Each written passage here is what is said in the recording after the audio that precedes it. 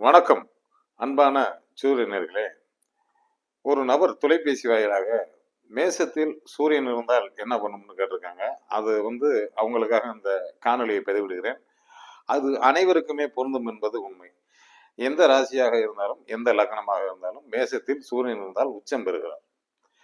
அப்ப உச்சம் பெறையில் என்னன்னா, எந்த லக்னமாக இருந்தாலும் அவர் உச்சம் பெறையில் சித்திர மாதத்தில் தமிழ் மாதத்துக்கு பிறக்கிறார்.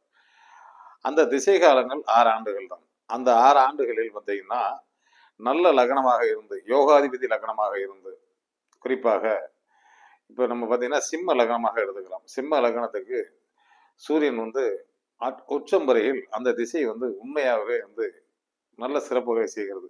எல்லாருக்கும் பொருந்துமா என்றால், இந்த சிம்ம லக்னத்திற்கு கண்டிப்பான முறையில் யோகத்தை செய்யும்.